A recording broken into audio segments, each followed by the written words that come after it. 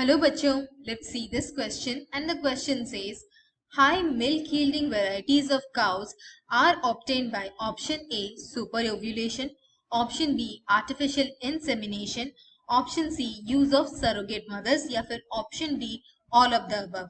हमारा क्वेश्चन यहाँ पर ये पूछ रहा है कि काउस में हाई मिल्क यील्डिंग वेराइटीज कैसे बनाते हैं।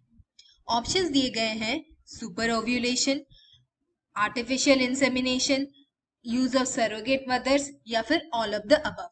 तो फिर हमारा की कॉन्सेप्ट यहाँ पर ये रहेगा कि कैसे काउज में मिल्क यील्ड बढ़ाते हैं और इनमें कौन कौन से प्रोसीजर इन्वॉल्व रहते हैं। कंटिन्यूअस या फिर लगातार इनब्रीडिंग यानी कि दो इंडिविजुअल जो कि सेम ब्रीड के होते हैं, कंटिन्यूअस इनब्रीडिंग से इनब्रीडिंग डिप्रेशन होता है। इनब्रीडिंग डिप्रेशन यानी कि रिसेसिव कैरेक्टर्स जो कि अनडिजायरेबल होते हैं वो सरफेस करते हैं यानी कि सामने आते हैं, प्रोडक्टिविटी घट जाता है और इसे ओवरकम करने के लिए कई सारे मेथड्स इन्वॉल्व किए गए हैं, जैसे कि आउटब्रीडिंग कई सारे मेथड से हो सकता है। आउटब्रीडिंग यानी कि जब ब्रीडिंग होता है अनरिलेटेड इंडिविजुअल्स के बीच, और ये कई प्रकार के हो सकते हैं, जैसे कि अगर सेम ब्रीड के इंडिविजुअल्स हो लेकिन उनके कोई कॉमन एंसेस्टर नहीं हो 4 से 6 जेनरेशन तक, तो ये कहलाता है आउटक्रॉसिंग। जब डिफरेंट ब्रीड के भीतर आउटब्रीडिंग होता है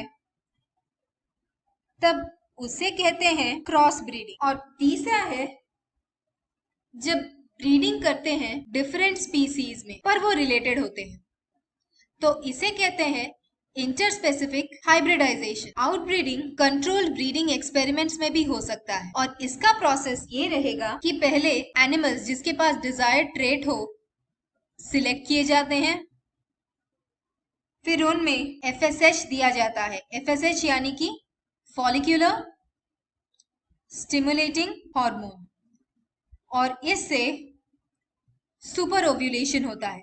सुपर ओव्यूलेशन यानी कि जबकि एक साइकिल में वो एक एग प्रोड्यूस कर रहे थे, इसके वजह से 6 से 8 एग्स प्रोड्यूस करें। उसके बाद आर्टिफिशियल इंसेमिनेशन होता है। आर्टिफिशियल इंसेमिनेशन के बाद जो फर्टिलाइज्ड जाइगोट होता है वो 8 से 32 सेल स्टेज में नॉन सर्जिकली एक्सट्रैक्ट किया जाता है और उसे सरोगेट मदर्स में प्लांट किया जाता है। ये रहता है हमारा कंट्रोल ब्रीडिंग एक्सपेरिमेंट्स। और हमारे क्वेश्चन के हिसाब से हाई मिल्क यील्डिंग वेराइटीज जो काउ बनाते हैं उसके लिए हमें आउटब्रीडिंग चाहिए, और आउटब्रीडिंग में जो कंट्रोल ब्रीडिंग एक्सपेरिमेंट्स होते हैं उसमें सुपर ओव्यूलेशन इन्वॉल्व होता है, आर्टिफिशियल इंसेमिनेशन होता है और सरोगेट मदर्स भी रहते हैं।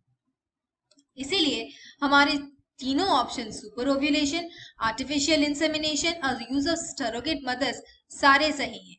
इसीलिए हमारा आंसर है option D, all of the above. I hope you understood the solution. Thank you and all the best.